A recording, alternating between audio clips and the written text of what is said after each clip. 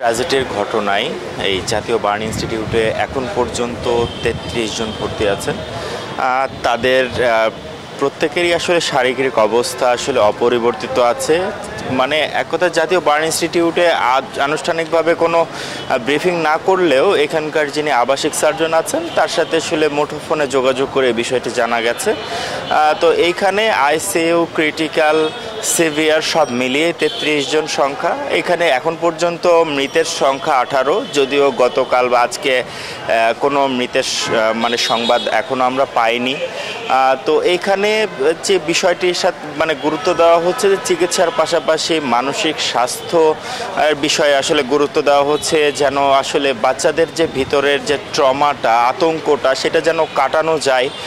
আর রিলিজের বিষয়টি কর্তৃপক্ষ যেটা জানিয়েছেন যে এইখানে যে আহত যারা আছেন তাদেরকে আসলে মানসিকভাবে প্রস্তুত করে আসলে রিলিজ দেওয়া হবে এবং ধারাবাহিকভাবে রিলিজ দেওয়া হবে, এবং তাদের এই শুধু শারীরিক অবস্থা বা মানসিক অবস্থা বিবেচনা শুধু নয়, আবহাওয়ার অবস্থা বিবেচনায় কিন্তু তাদের রিলিজের বিষয়ে কিন্তু কথা বলেছেন পরিচালক।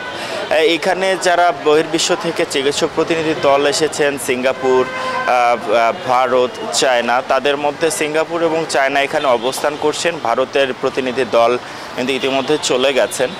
তো তারা কিন্তু এখানকার চিকিৎসকদের সাথে সমন্বিত উদ্যোগে কিন্তু এখানে চিকিৎসা কাজ এগিয়ে নিচ্ছেন এবং তারা পরামর্শ দিচ্ছেন। এইখানকার চিকিৎসকরাই মূলত এখানে চিকিৎসা কার্যক্রমে নেতৃত্ব দিচ্ছেন এবং বরাবরই যেটা বলা হচ্ছিল, এই বার্ন ইনস্টিটিউটের যিনি পরিচালক অধ্যাপক ডক্টর নাসির উদ্দিন জানাচ্ছিলেন যে এখানকার চিকিৎসকদের নেতৃত্বেই এই চিকিৎসা কাজ এগিয়ে নেওয়া হচ্ছে।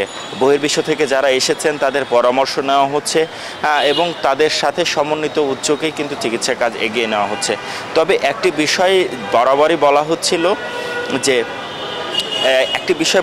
বরাবরই বলা হচ্ছিল যে কোনো পরিস্থিতিতে বাচ্চাদের অবস্থা পরিবর্তন হতে পারে, সে বিষয়ে সকলকে আসলে সচেতন থাকতে হবে এবং কর্তৃপক্ষ কিন্তু এই বিষয়ে যথেষ্ট সচেতন আছে।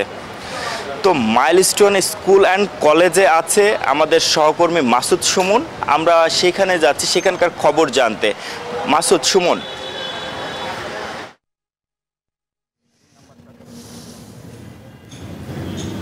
ধন্যবাদ হাসান। আমি এই মুহূর্তে কলেজের ঠিক সামনের ফটকের এখানে অবস্থান করছি। আপনাদের জানিয়ে রাখি, আজ কিন্তু ভেতরে কাউন্সিলিং চলছে এবং রবিবার এখানে আবার পুনরায় বিদ্যালয়টি সচল হবে এবং ক্লাস শুরু হবে।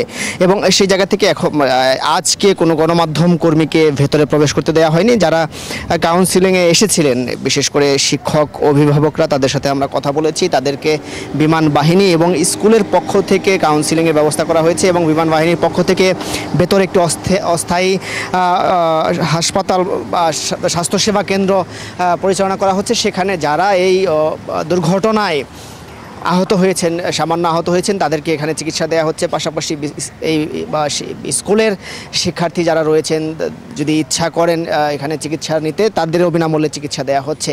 আমরা যারা কাউন্সিলিংয়ে এসেছেন তাদের সাথে কথা বলেছি। অভিভাবকরা যেমনটি বলছেন, তাদের শিশুরা এখন পর্যন্ত ট্রমায় রয়েছেন। রাতের বেলা ঘুমানোর ক্ষেত্রে আকাশে যেমন মেঘ হলেও তারা চমকে উঠছেন, পাশাপাশি আকাশে বিমান উঠলেও তারা চমকে যাচ্ছেন এবং অভিভাবকরাও অনেকটাই ট্রমার মধ্যে রয়েছেন। তাদেরকে একজন অভিভাবক আমাদের এমনটি জানিয়েছেন, যেই ভবনটিতে বিমান বিধ্বস্ত হয়েছে সেই ভবনে তার শিশুর ক্লাস চলার কথা ছিল, যে অসুস্থতার কারণে তিনি সেদিন আসেনি এবং এখন এই বিদ্যালয়টিতে তারা আসতে চাচ্ছেন না। এবং একজন অভিভাবক এমনটিও জানিয়েছেন, এখানে কাউন্সিলিংয়ের পাশাপাশি সন্তানের ট্রমার পরিমাণ এমন হয়েছে, তারা বাহিরে অন্যান্য হাসপাতালে, মানসিক হাসপাতালেও কিন্তু তারা চিকিৎসকের শরণাপন্ন হচ্ছেন এবং তাদের এই কাউন্সিলিংয়ের ব্যবস্থা করা হচ্ছে। মানসিক স্বাস্থ্যের উন্নয়নের জন্য কাজ করছেন।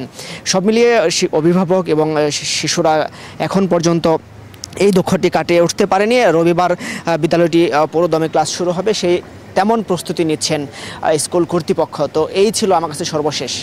মিম, বান্ডেল থাকলে প্রতি সেনমানিতে টাকা বাঁচবে। বিকাশ সেনমানি বান্ডেল কিনে জিতুন প্রতি লেনদেনে।